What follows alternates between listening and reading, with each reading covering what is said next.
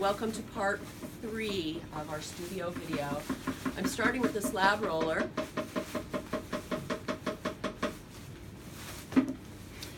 Slab roller, we have different cloths for each color of clay. Please make sure to use the appropriate cloth for your clay. We don't want to use brown clay on the beige clay or it will contaminate it. All of these containers with the brushes poking out are for low fire clay. The slips for the beige clay, K110 or 930 as it's now called, and the GG live over here. This is the low fire clay that's available to everyone in the studio. Please make sure that you close it up after you're finished. And here are all the paper clays that we use. Each one has a name and the clay that it's used for, and that's for repairs. The clay bin over here, should be closed. This is low fire clay. Make sure that the bag is closed when you're finished and that the lid is closed so that we keep that nice and tight and the clay doesn't dry up. Here's the recycling. This is for low fire clay only. Please make sure only clay that has been soaked in water goes in there. If it's dry, it can't get recycled. Okay? Everybody here has shelves that are available to them. Please only put your work on the shelf that is designated for you. If you have overflow, please ask Cheryl or I where you can put it. Because shelves are our precious commodity. We don't have a lot of them. In terms of working on the wheel, let me just say one thing about boards. Here we have small boards that live in these 2 bins, and the bigger boards live under the table. I would like to ask everybody to please do not return boards that are dirty, to wipe them off before you put them back, because then you're gonna get the board that's dirty, and that's no fun. These are the tools that are specific to the wheel. You're welcome to use other tools in the studio, but please put those back, and these stay here. And they live over here. When you're done, they can be put back there. What else? The shelving over here is for stuff that comes out of the kiln, which is called bisqueware. I ask everybody to please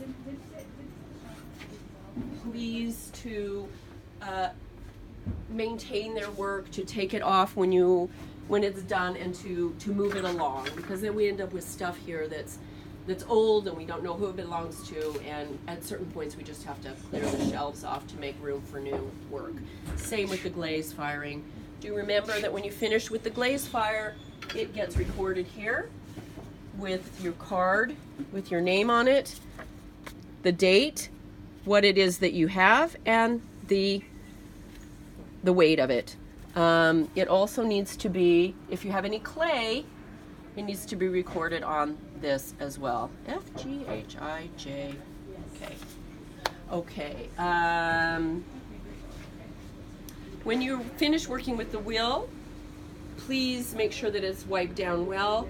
Your slip, if it's low fire, again, it goes in the bin that I showed you. If it's high fire, you're going to have to collect all the slip and put it in a bowl and leave it on your shelf till it dries out and you can deal with it. The floors should be swept, dry swept. We always dry sweep with a spongia and then with a wet rag. And always rinse the wet rag out after you use it. Don't put it back after you use it. Stuff underneath these tables are all sorts of supplies that I use, so keep them there. And the kiln area, we have different sets of shelves. We have the low fire and bisque. Everything that gets bisque goes here, not here. These would be moved over here to get dried before they go in. Everyone needs to make sure that their name is on the bottom. I won't fire anything that doesn't have a name on it. If it's high fire, it needs to say HF on the bottom or use the stamp. We do separate bisque fire and glaze fire. This would be only for things that are high fire glaze. So that's it. If you need to dry something on the kiln, remember the clay goes only on the kiln, no wood boards. That would be dangerous, right? So these are also for high fire when we have overflow. In terms of these tables that we use, we ask that everybody please wipe them down before you leave. If you're the last person in the studio, make sure that both tables are empty and clean. And to do the floors, again with the dry squeegee, they live over here. A dry squeegee, getting up all the dry crumbs first, and then using the sponge up. Here we have the scraper, put the things in, and then a wet rag on our thing, clean the floor. And we're back to the beginning. The very last thing we want to do is there will be now a new checklist that will be here to remind you of all the things that need to be done before you leave. Thank you very much. We love our studio, we love you, and we want it to be a happy place for everybody.